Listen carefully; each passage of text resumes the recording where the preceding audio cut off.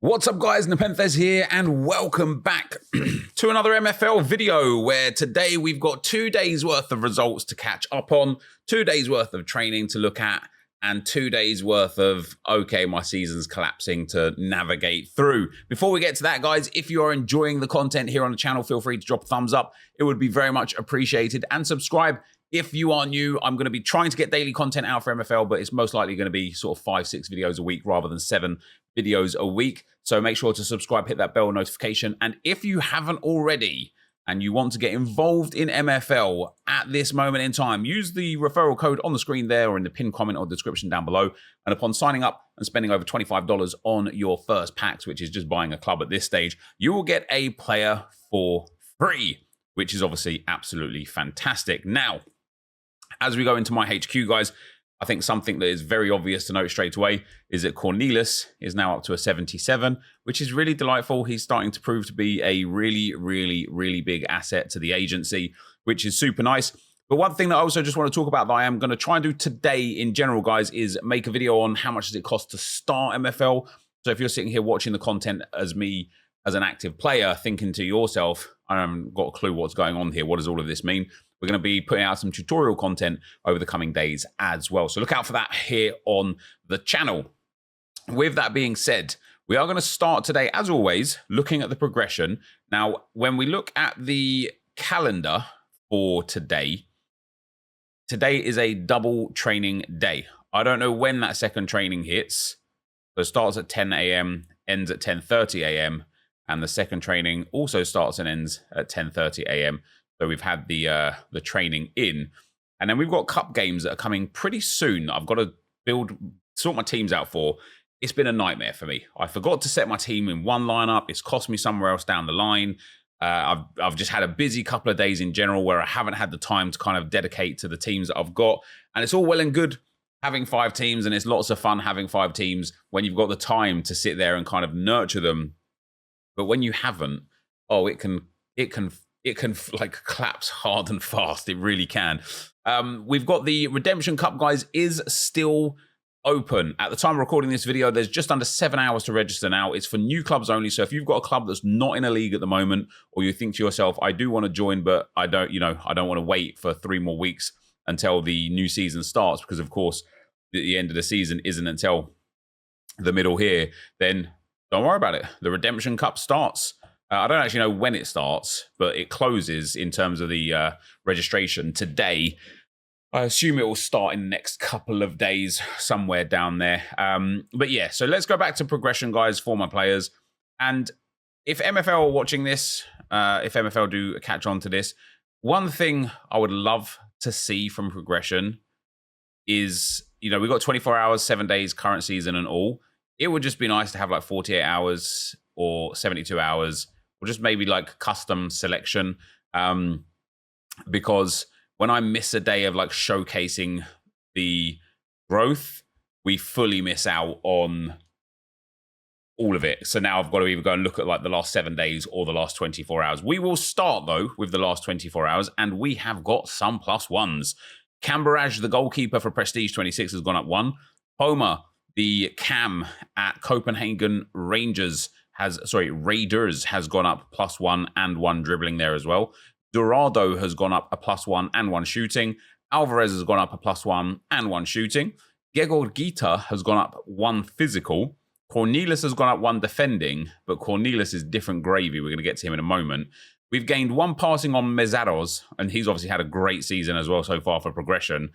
We gained 1 defending on Xander, and we gained 1 passing there on Kiel, which is good because he's got superb stats in other areas. Passing is definitely a crux for him. We got a shooting and defending on Arribas. We got a dribbling on Horton, and that was it for the last 24 hours. But then when we take a look at the current season, guys, and we have a little look at the upgrades that we've got here, Mezaros has now gone up 3 overall with 1 dribbling, 1 passing, and 6 defending. And that 1 passing is really handy. But look at this from Cornelis, guys. He's gone up a +2, including 1 dribbling, 1 defending, and 4 shooting. He now has 94 shooting for a 77 rated. So presuming that I can get promoted with Prestige 26, which is in the balance now. We'll get to that shortly. He will be great for me in Iron. You know, a card like this could just be absolutely superb. So I'm really looking forward to that. Naroki is now up to a 64. He's on a tier breaker. You know, he's one away from the upgrade, and he's got some good growth in general. Xander has had a cracking upgrade. For only +2, he's gained 4 passing, 4 defending, 2 physical, and 1 dribbling. And that dribbling especially is what I like because he's got good pace already. For a 58 rated, he is delightful. Yamane has grown very nicely over the course of the season. Ocampo is now a 55. He's hit the tier break. And in fact, Yamane is a tier breaker this season as well. We are up to 54 rated for Rebello. He's nearly there. Komatsu has gone up +1 to a 74. He's nearly there. Aparicio is a 73, including 2 passing, 1 shooting, 2 physical. He's just a delightful player for me. Camberaj, the goalkeeper, is there. Graziani has gone up +1 with 1 pace. Poma has gone up +1 as well. And then lots more +1s, including Barry, who's hit the hit the tier breaker from a 54 to a 55. And then just lots of like lower content there. Of course, like, you know, the upgrades for these like lower rated players, they're welcome, but they're not good enough in these moments. You know, you want to hope that you've got somebody that bangs. You know, you want to hope that you're the person that's got one of these 54, 55 rated cards that's, you know, gains like 6, 7, 8 ratings per season and just becomes an absolute elite card. So far, Mezaros seems like the only player that I could really look at and bank on and be like, yeah, he could be something, but he's already 29 anyway. So, you know, the players for me haven't been progressing too well. Now, we've missed 2 days of results. That is including a cup game and 2 league games. And of course, today we've got the cup games. They kick off in an hour for me at 3:20. So I'm going to go and do my tactics after this. And as you can see for Team Sweat, we took 2 losses in the league to Flippable, the Common Farms Moortbeek, but we did get a win in the cup. That does leave us 11th out of 12th in the table here. Our final game today will be against MFC Elch. And of course, we have discussed these guys already, but they are quite interesting because they're not rotating their team, or at least they haven't been. Not really. It does look like has rotated a little bit, but they've got a good team for the league, and they're not rotating. Anyway, the league, if we can pick up 3 points against MFC Elch tomorrow, that would be delightful. If we can't, no problem at all. You know, we're where we deserve to be in the league. That's absolutely fine. In the cup, however, it's been delightful. Like, I didn't expect to get anything out of the cups from my like farm teams. But for Team Sweat here now, we are top on 8 points. We've got 2 wins, which is 100 MFL. We are effectively 1 favorable result away from guaranteed qualification. Our cup game today, if we look at Team Sweat again here, our cup game is against Common Farms Tijuana, who are second. Regardless of this result pretty much, if Hex White lose, we're pretty much through. If we can get a draw, we'll be in a great spot. If we win, we are guaranteed qualification. So content with where we're at in the group stage here, really, really content. Because if we can get through the group stage, qualify and get that 190 MFL there, that would be really, really nice. But looking at the games here, guys, not all bad, to be fair, especially given the disparity of the teams that I'm playing against. Makes me really, really confident in when these teams effectively go down to Spark. And I know it won't be this season, so we're guaranteed to be in Ice this season. We're guaranteed to be in Ice next season. It'll probably be the season after where these guys end up getting relegated. But we got 2.2 XG against 3.78 XG. We only lost 2-1 to a team that has got, 10 points minimum, 20 points in attack, 10 points minimum on every area of my team. So really, really content to only be losing by 2-1 because, of course, the one thing that I don't want is to get absolutely pounded, have those red ratings and lose out on XP. Of course, the match XP is super, super valuable. So we've got 2-1 loss to Flippable, and then we also got a 2-0 loss to Common Farms.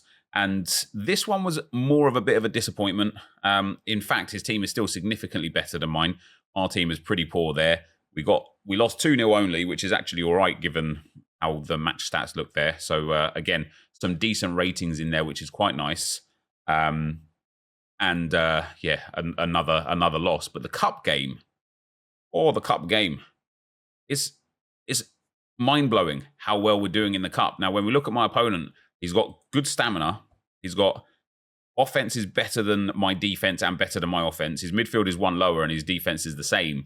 So to pick up a win here, and obviously he had some red cards, some yellow cards and such, but we ended up going 1-0 up. Did we go 1-0 up? Yes, we went 1-0 up.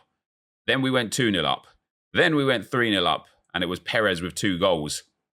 We can take a look at these goals right here. So Duran drives more, stands still. Why not? Casanova, what a great name with a good finish in there for us. 36th minute puts us 2-0 up. I didn't watch this game, but when I watched the highlights back, I was sitting there thinking, nice, 3-0 up by like, what was it, just before half time. I'm thinking to myself, like, this is really, really good. He's chipped the keeper there as well. It's a fantastic finish. I was thinking to myself, this is really, really nice. 3-0, maybe we'll go 4-5-6 in the second half. But the reality of the situation was, as you can see from the goals and when they were scored there, we ended up going to, look at Perez, he's delightful. We ended up conceding in the 47th and 50th minute. So it was a bit of a, squeaky bum time towards back end of the game until that red card came in. But Perez did very well. Guzman did very well. Casanova, Connolly and Duran did very well. And when we look at the match ratings at the end of the game, just generally delightful. Morio only on the 5.9. Keel and Bayer didn't really do great, but overall the team did quite nice. So that's where we're at with Team Sweat, guys. Superb in the cup, terrible in the league, but outperforming my expectations, generally speaking, anyway. Road to glory. This team. We lost in the cup to the new boys. That was to be expected. We are out of the cup. And that was also to be expected.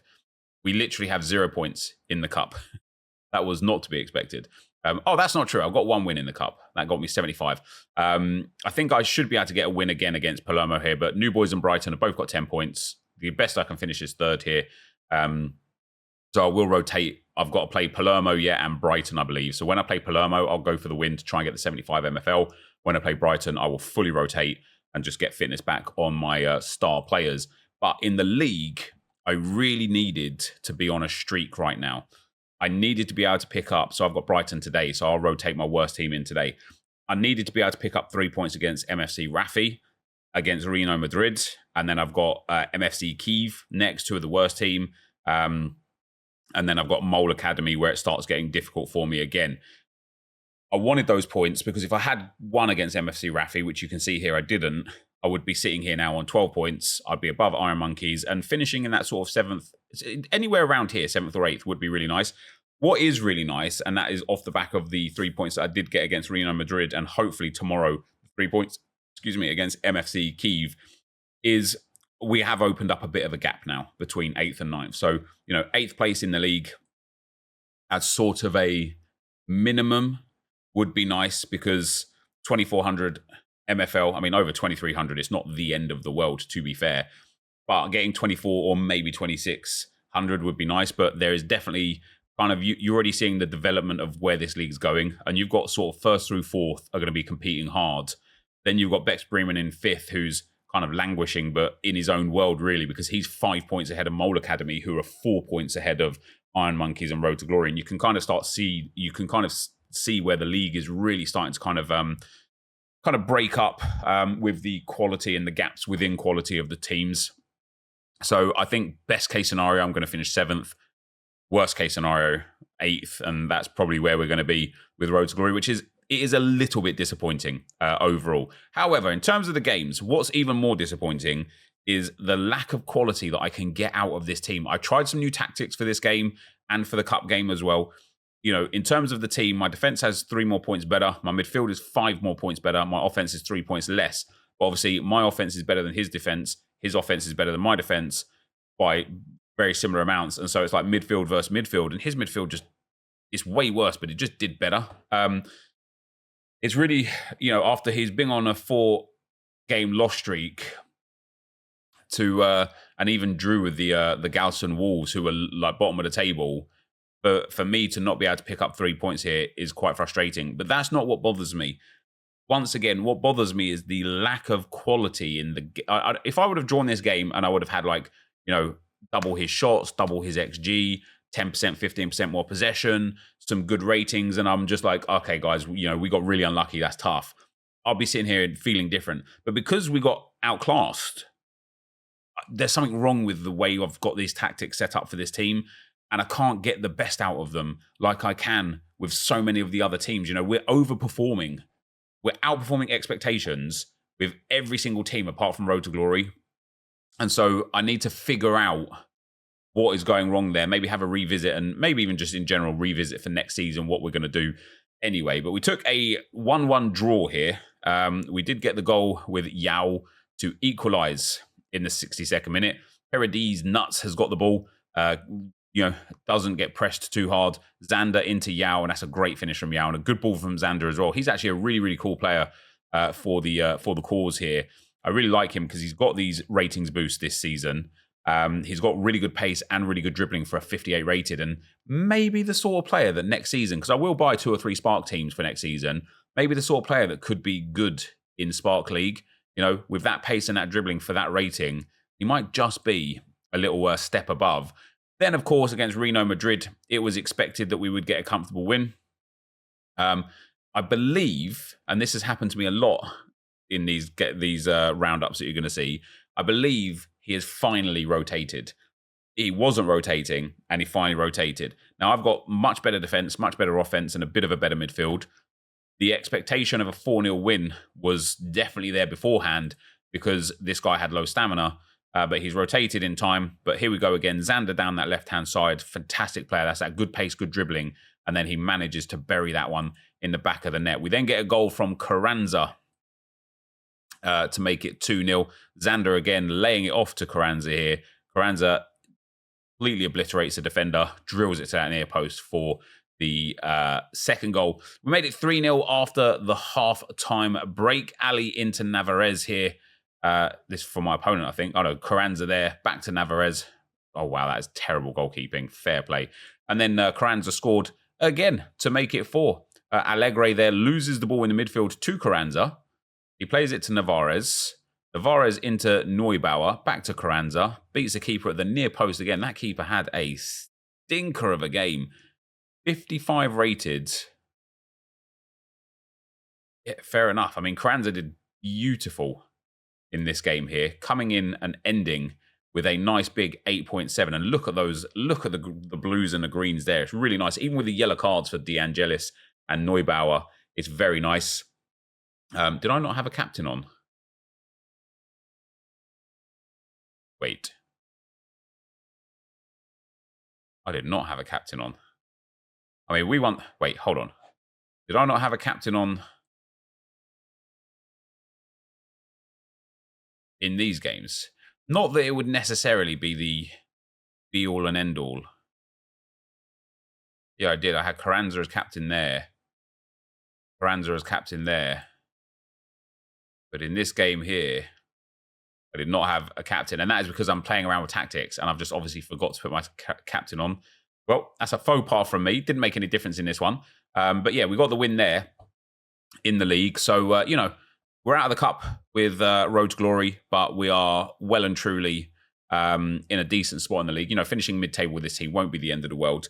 So not too bad for us there. Next up, we've got NepentheZ FC, guys. And for the results here, we've got 2 losses in the league against Yin and Yang and Storks. But once again, a cup win that is absolutely above expectations. When we look at the Aspirants Cup group stage, it leaves us again in a situation where promotion, or qualification, should I say, is on the cards. We are 4 points clear of Antalya White Rabbits, I think they're called, Antalya White Rabbits. We're 4 points clear. We're unbeaten. We've got 2 wins now, so 110 MFL from the 2 cup wins, which is great.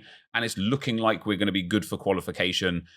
Just, you know, a draw is good enough. Like 1 draw from the final 2 games is going to be good enough. And the final 2 games that we have got in the cup is against the Common Farms and the Tuna Rabbits FC. And if we look at the group here, so Common Farms have got 1 win from Make Think, and Tuna Rabbits, who we play last, which is actually really nice because it doesn't really matter what our result against Common Farms is. if Tuna Rabbits win, I suppose if we lose, it'll be up to the last game of the season. But Common Farms are... Well, they beat Tuna Rabbits as well. That's interesting. It's just one of those really close leagues, and it's where I've just been coming out on top, which is quite nice. These guys are all rotating in here now. But yeah, we're 4 points clear of third place with 2 games to go, and we've got to play second and fourth. A draw should be enough to see us through based on like how other results would end up kind of happening, which would be really, really nice. But in terms of the game against the Antalya White Walkers, not White Rabbits, I know there was rabbits in there. It's a close game. It's a close scoreline. Everything is generally quite close. I've got 1 more defending than my opponent, 1 less midfield, and a little bit less offense. But you can notice here his stamina was a little bit lower, so he gets that tiny little kind of reduction in quality for it. When we look at the goals here, the first goal is from Wim Vos. We've got Trevisan, and if this is another long ball into the box and a header, it seems to be a really common way that I see goals scored from here. Yeah, look at that. Ball into the box. Wim Vos scores. And then Wim Vos in the 74th minute bags us another goal here. Horton, not Horton, into Pollard. Pollard evades the defender there to Mello, to Vos, and that's really nice. And Mello is one of my favourite players on this team, hence the reason why he's my captain, because for a 52 rated, he has got fantastic pace, fantastic dribbling, and excuse me, guys, and fantastic passing too. And his progression this season is really coming along nicely. Let's take away shooting and just look at his overall progression. He is my player as well. I got him out of a pack. No, that's not true. I bought him. That's a lie. I bought him last season as a 49. He's now a 52 with some good stats. I really like it. The 2 league games, they were bad, but they weren't that bad. So, you know, Horton here has got 4.9, but otherwise we're kind of orange and yellow scores. We got battered for XG, battered in general. We even got a red card from Behan here, but amongst the battering, it's thoroughly deserved. My opponent is at least 10 points better in each individual area. So to only take a 3-0 loss to Storks FC is not too bad. And then against Yin and Yang, I did score late. It was Wim Vos again. They're so much better than me, like 60s and high 50s for my mid 50s. We got battered again by XG, which is to be expected for sure. And I've got a problem with like my defenders as well. For example, I'm playing Barry at right back. Yeah, his defense is 49. I'm playing Ferrari at left back. His defense is 35, right? It's a wonder how I don't end up conceding 5, 6, 7 goals against these teams because I deserve to. So the fact that we're kind of only narrowly losing is really, really nice. And we did get ourselves another goal for Wim Vos. I think he might be top scorer for the club so far this season. It is Rab there. Clears it all the way up. It gets headed on by Mason into Vos. Near post OP, baby. And we get ourselves that 2-1 loss. Which does leave us, again, rock bottom of the table. We have played basically everyone now. We've got the top team next. I expected nothing from this team. You know, the whole point of some of these teams is literally the farms. Like, they are farm teams, right? Have we got a low-rated player that can boom and become something better for us and just we need the XP for it? Can we get the 2050 MFL? Or if we finish 11th, 10th or 9th, a little bit better? This seems to be quite a competitive league. You know, last season when I played, there was like 3 or 4, sometimes even 5 teams in both of the leagues that I played in that just didn't rotate, didn't have quality, didn't have depth, that weren't playing, you know, and so it was really easy even for my terrible teams to pick up some good points. This time around seems way more active, which is brilliant for the site, right? You don't want these zombie teams where you end up just going and getting cakewalks, and what it ends up doing, and you can kind of tell leagues that have these like really bad teams because that you end up having like a top goal scorer that is significantly higher than somebody else. And it kind of just ruins the fun of the grind, right? Because like, for example, as I say, for me, Wim Vos has scored quite a lot of goals for me this season. I don't know how many he's got specifically in the league or in the cup. Let's have a look at his stats here. So he's got 4 goals. He's got 3 goals in the cup there in 2 games. That's pretty good. He's actually only got 1 goal in the league in 8 games. But it's like, if you've got a scorer, if you've got somebody that's doing well, and then because somebody else got lucky, like let's take for example, let's pretend that this team don't rotate, right? In fact, what are their scores? 2-0, 4-0, 3-0, 5-0, 6-0. Let's pretend this team doesn't rotate. If you play them early on in the season, you're going to be the guy getting the 2-0 or the 3-0 win because they've still got good stamina. If you get them late on in the season, if you're taking them in game 9, game 10, game 11, and they've got no stamina, and you go and pick up that 8, 9, 10-0 win, it's going to be massive for you in terms of getting the top scorer and the top passer. And you can actually see here, WD Madrid, they must be so much better than everybody else because he has got the top 4 players for passing is him, and 3 of the top scorers are also him. Yeah, I mean, here's like the exact example, right? A 10-2 win. It just makes the competitiveness for the awards at the end of the season irrelevant. This guy must have an insane team, by the way. Not really. Maybe he's just got insane players within these stats of the... Yeah, I mean, look at that. 85 defending. Who cares about dribbling, shooting, and passing? I like players like that. I like a lot of different players. I like players that are like really heavy, overpowered in one stat for their rating, like Cornelius, my striker, and like, Aparicio, my left mid. But I also like players that are really well balanced. This guy seems to have quite a lot of players that are really overpowered in a particular stat. Like 72 pace is great for a centre-back. 82 defence.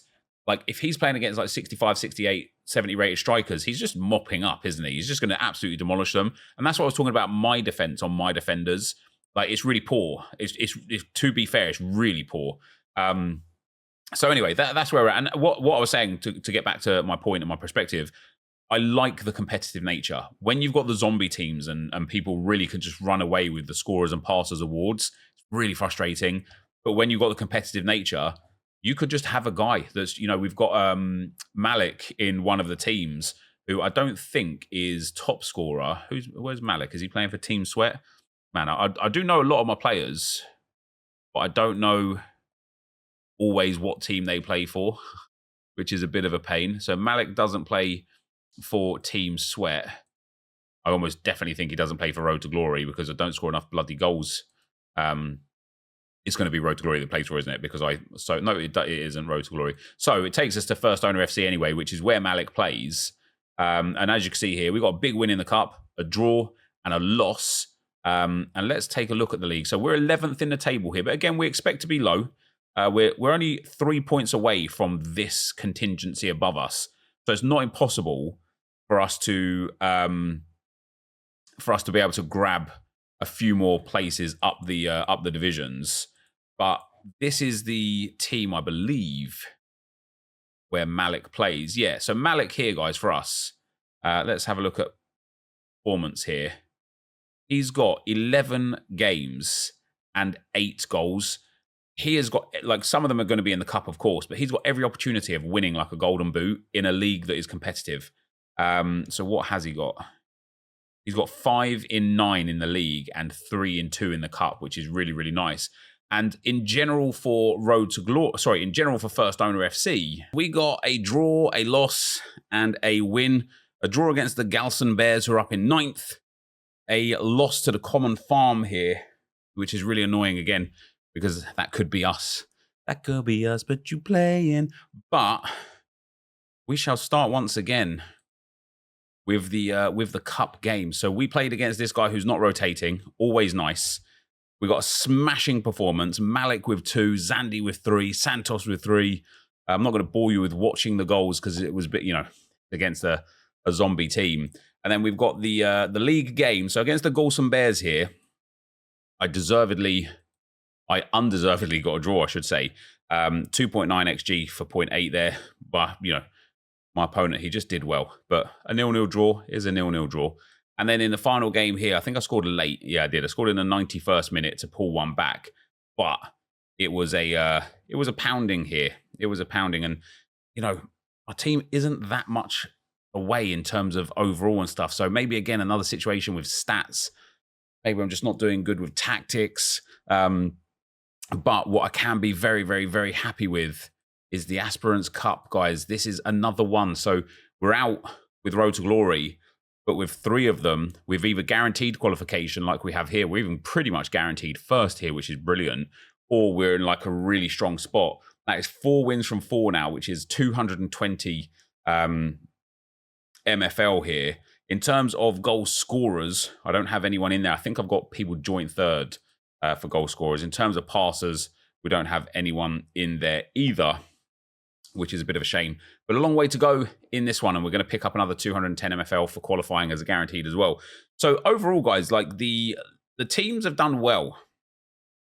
You know, they are performing within expectations in the league, outperforming expectations in the cup, which unless the players that are playing in playing MFL right now aren't really like aware of how valuable that cup MFL is. Like, you know, again, if we take First Owner FC, we've picked up 220 from the 4 wins we've already got. We're guaranteed 200 more for qualifying. That's 420. If we look at what we got in the league, you know, from where we are, the difference of where we're going to finish here and what we're getting in the cup, it's just like somewhere up here in terms of like total earnings. So, you know, focusing the cup with these low teams is definitely a strategy I think I'm going to continue to employ as the seasons go on. But now we go to Prestige 26, guys, and there is karma. There is karma.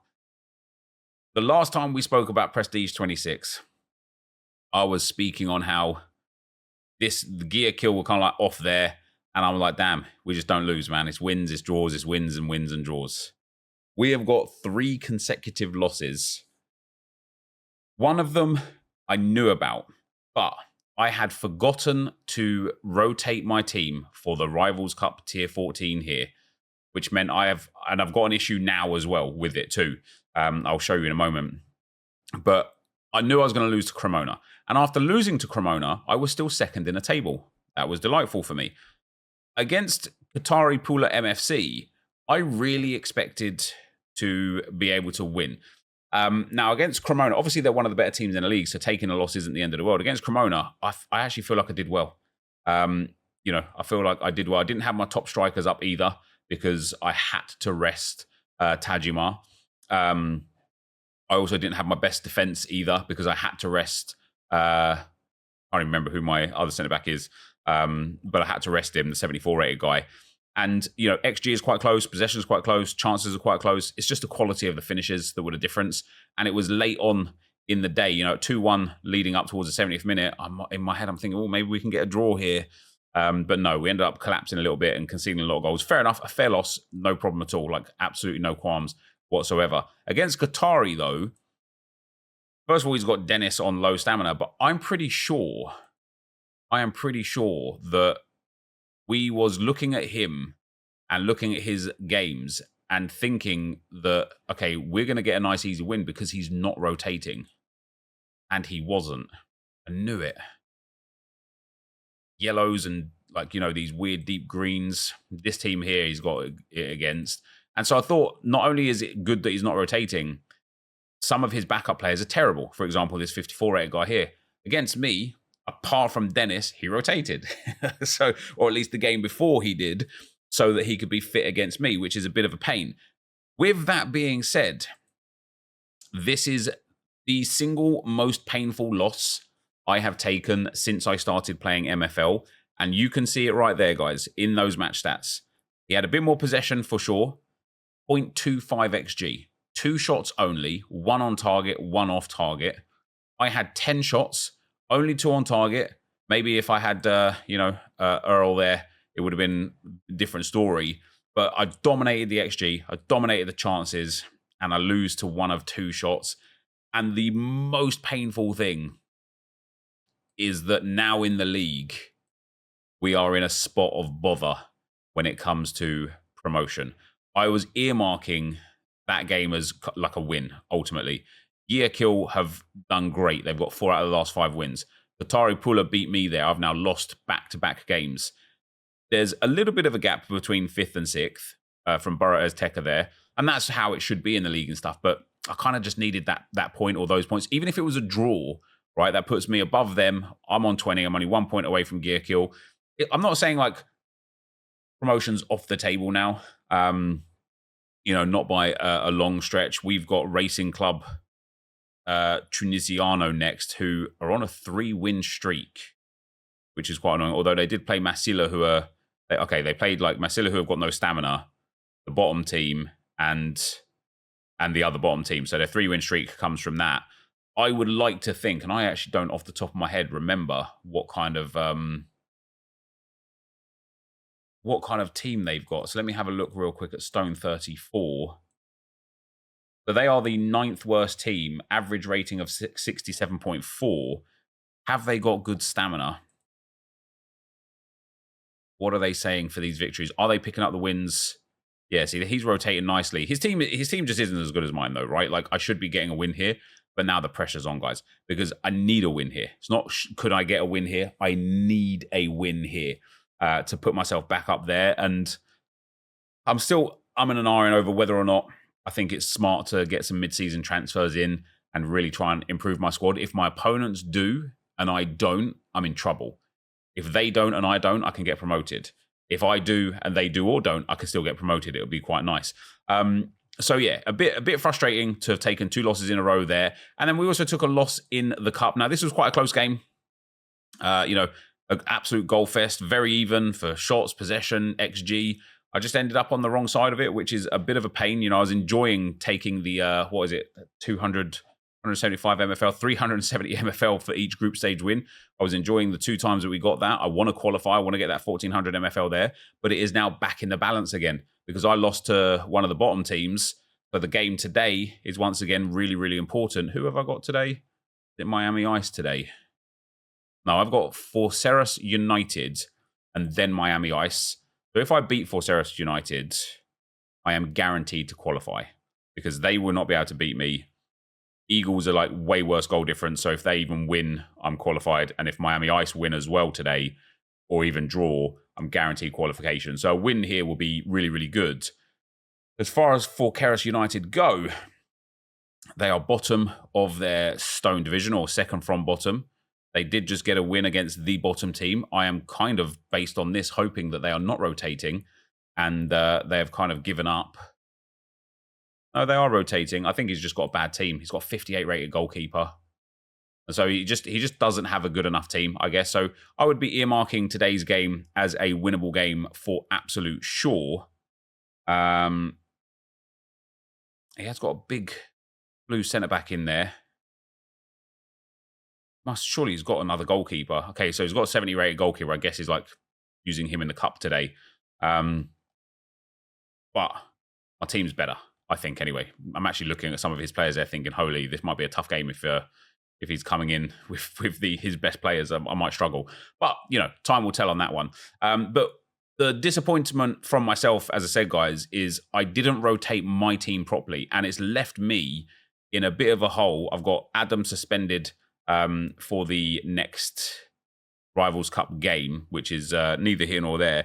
I have kind of got my fitness back in order again now, but it was a problem. It was a problem, and Komatsu as well is down to just fit. Vuk is down to fit, and it literally cost me. In fact, if we go and look at these games, you can see it more, I guess, from the fitness after the fact. You can't really see it based on the players that are in there. You can see it from the players that aren't in there, because that was the issue. So here was a big issue. Tajima and Aburl here, I needed to rotate them out because they were low on stamina. I wanted to play, I wanted a better performance in the next game. And this performance here against Massila, where I knew he wasn't rotating. Oh, he did rotate for that game. I just got it wrong. The long and the short of it is, I got it wrong, and it ended up costing me. And so I'm kind of like trying to recover from that. So if I can get through in the cup, happy days. If I can't, there it will be. But for today, guys, just wanted to give a bit of a catch up for you all. Hopefully you guys are doing well. Of course, if you want to get involved in the community, discord.gg/NepentheZ, there is a MFL section there for you to go and chat to each other with. Thank you for watching for today, though. And I'll see you next time. For now, I'm out. Peace.